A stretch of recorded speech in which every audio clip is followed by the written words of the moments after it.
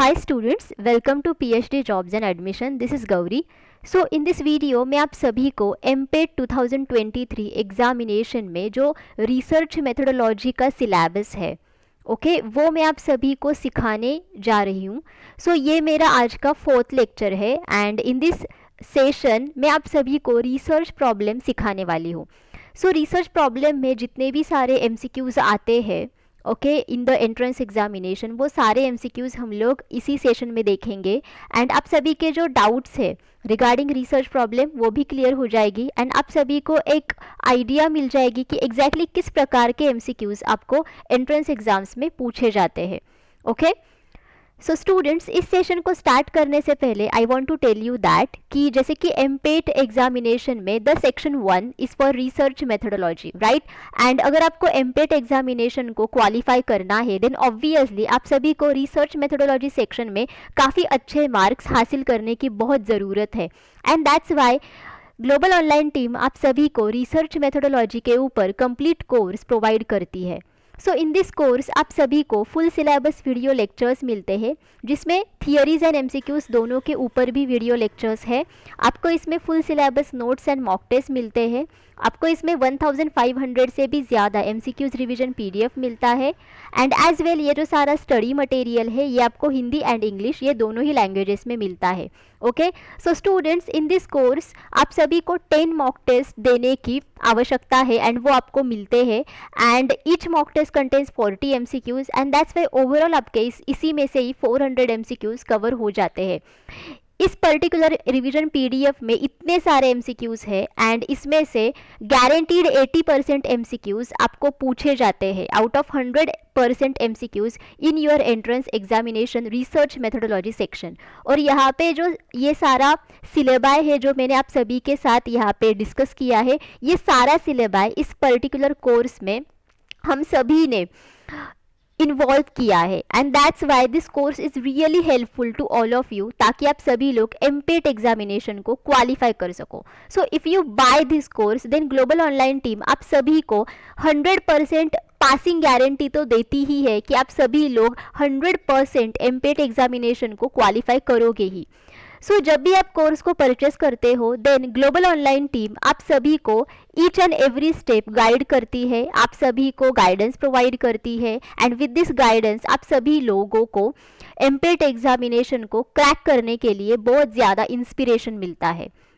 And the course fees are only 699 rupees, तो काफ़ी कम है.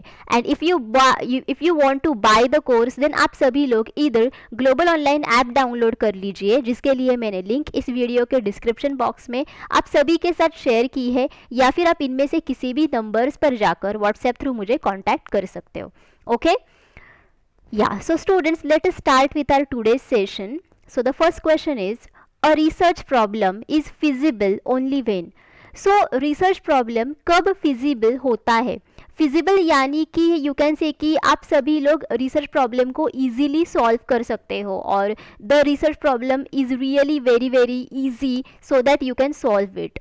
So let us see the options. It is researchable, it is new and adds something to knowledge, it has utility and relevance, all of these.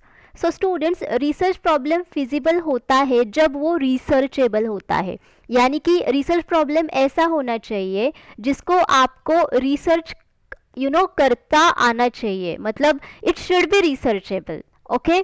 And it should add new to it and that's why इसकी वजह से आपका जो knowledge है वो भी बढ़ जाता है एंड रिसर्च प्रॉब्लम की वजह से नॉलेज एक्सपांड हो जाता है. And also research problem should have utility, मतलब उसका कुछ ना कुछ तो यूज़ होना चाहिए. It should have usability.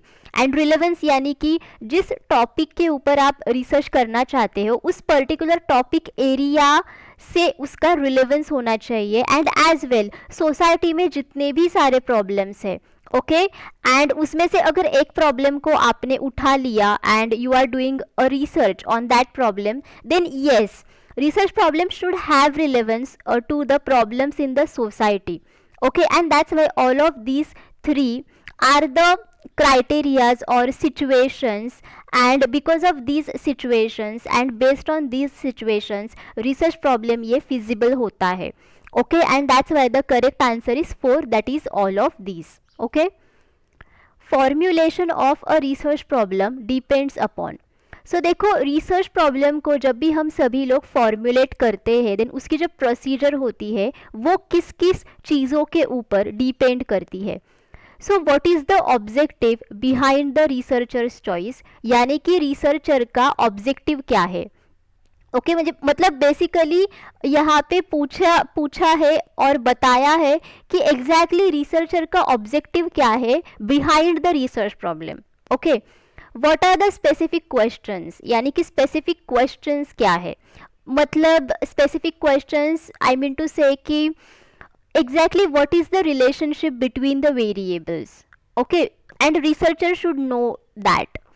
What is the conceptual model. Conceptual model यानी कि आउटलाइन, कि आप रिसर्च, पूरा रिसर्च किस प्रकार से करोगे.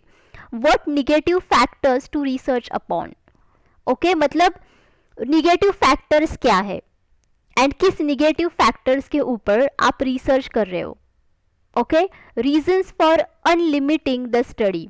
सो स्टडी को अनलिमिट करने के लिए रीजंस क्या है.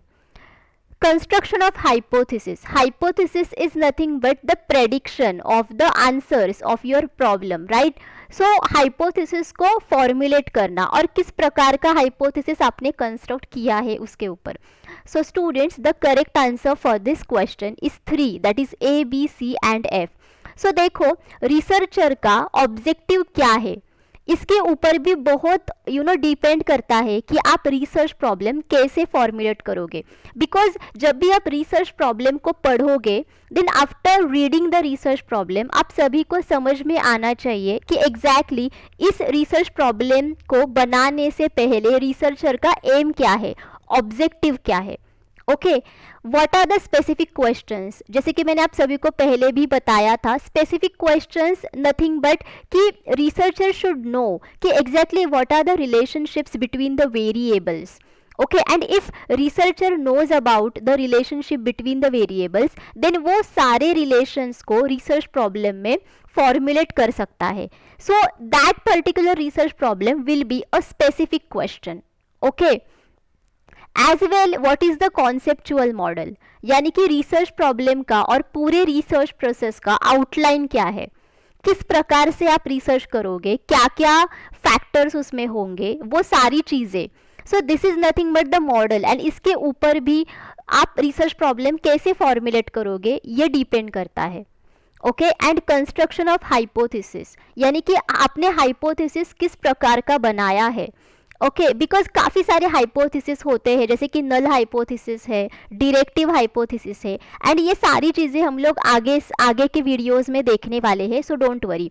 सो इसके ऊपर भी काफ़ी सारी चीज़ें डिपेंड करती है कि आप रिसर्च प्रॉब्लम कैसे फॉर्मुलेट करोगे. Okay, and that's why the correct answer is 3. And जो ऑप्शन डी एंड ई है, यानी कि what negative factors to research upon and reasons for unlimiting the study, ये दोनों भी स्टेटमेंट्स रिसर्च इकोनॉमी के उसके एक्चुअली पर्टिकुलर सिचुएशन के बाहर के हैं. मतलब these are the irrelevant to the research methodology. Okay, and that's why the correct answer is 3.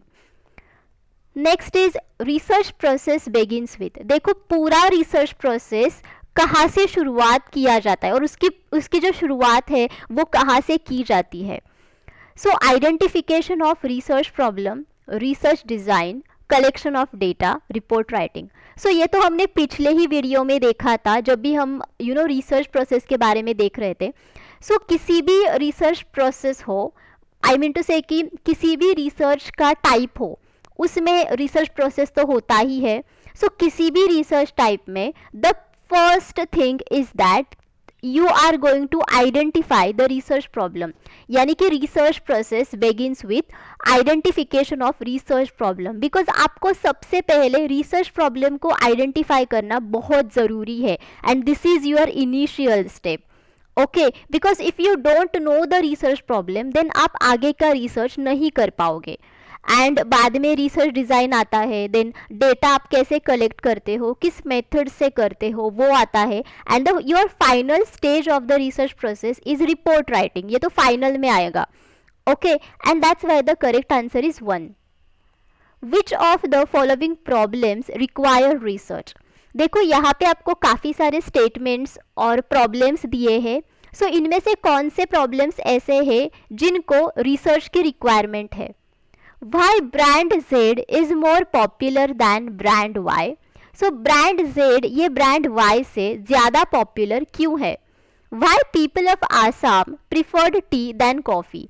सो आसाम के लोग टी को ज़्यादा क्यों प्रिफर करते हैं than coffee. How price affects sale of any product. So किसी भी प्रोडक्ट की प्राइस प्रोडक्ट के सेल को कैसे अफेक्ट करती है, and all of the above. So students देखो, जब भी कोई भी रिसर्च क्वेश्चन आपके सामने होता है, ओके देन सबसे पहले उस रिसर्च क्वेश्चन को आपको रिसर्च प्रॉब्लम में फॉर्मुलेट करना पड़ता है। सो इसका मतलब ये होता है कि आप स्पेसिफिक क्वेश्चन को यहाँ पे फोकस करते हो जब भी आप रिसर्च प्रॉब्लम बनाते हो। एंड किसी भी प्रकार का रिसर्च क्वेश्चन हो, सभी के लिए रिसर्च प्रॉब्लम तो चाहिए, एंड सभी रिसर्च प्रॉब्लम्स को रिसर्च की रिक्वायरमेंट है। ओके मतलब यहाँ पे देखो, अगर आपको ये जानना है कि ब्रांड Z ये ब्रांड Y से क्यों पॉपुलर है, then obviously this is your research problem, and इस रिसर्च प्रॉब्लम को अगर आपको सॉल्व करना है देन आपको रिसर्च की ज़रूरत पड़ती है, okay, to solve it.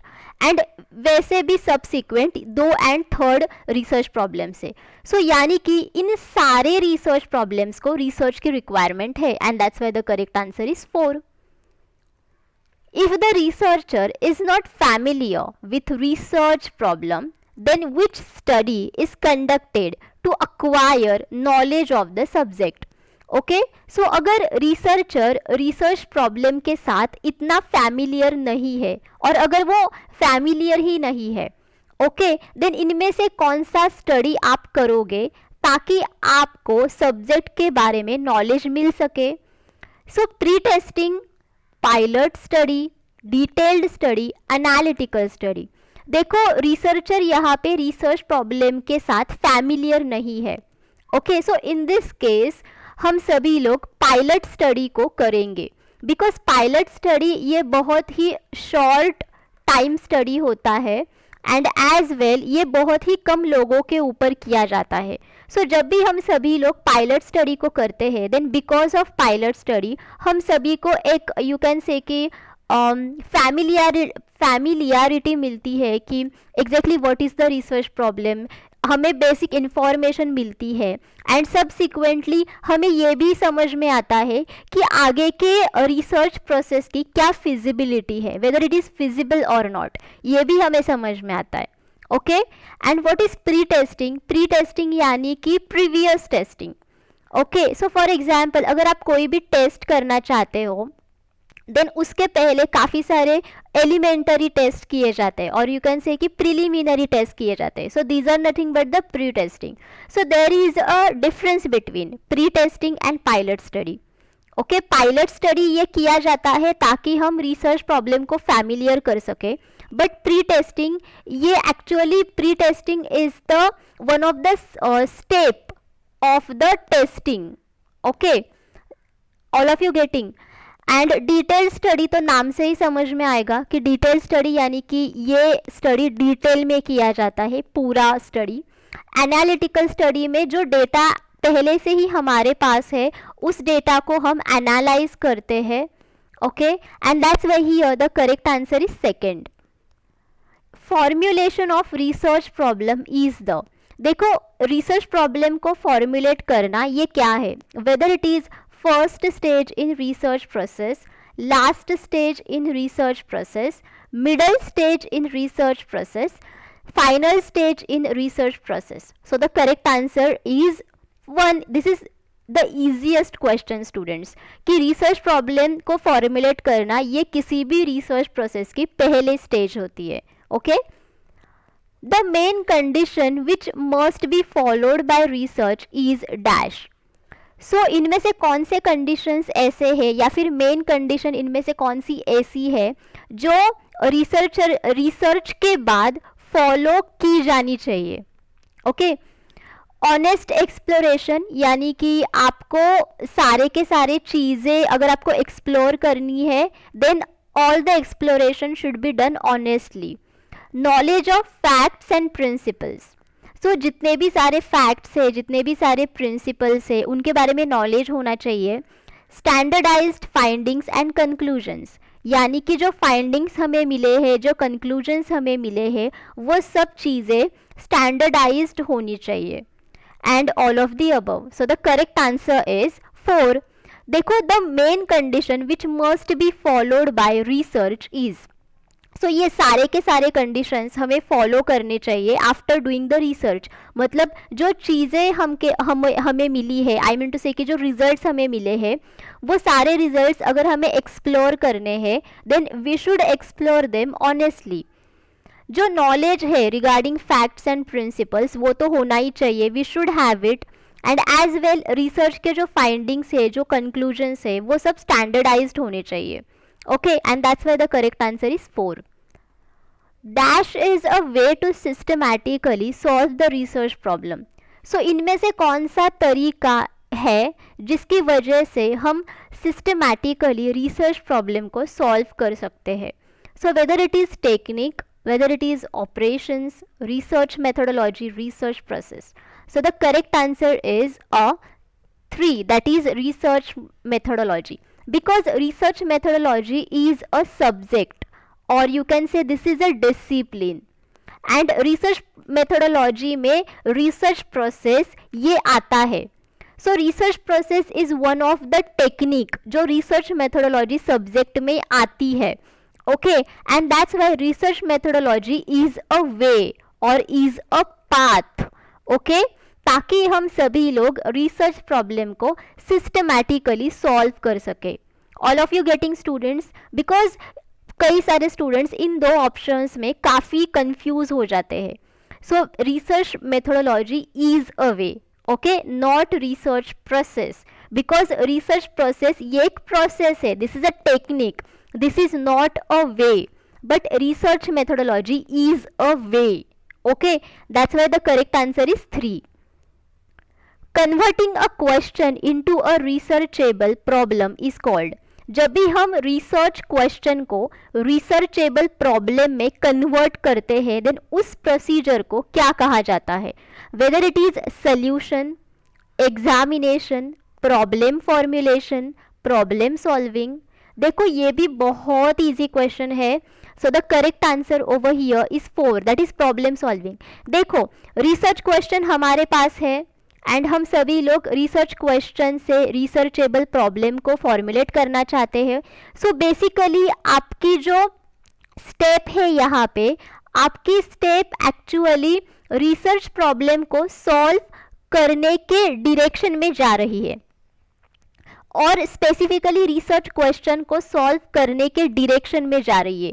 So this is nothing but the direction for problem solving, right? And that's Y यहाँ पे जो करेक्ट आंसर है वो है प्रॉब्लम सॉल्विंग, प्रॉब्लम फॉर्म्यूलेशन नहीं है. All of you getting?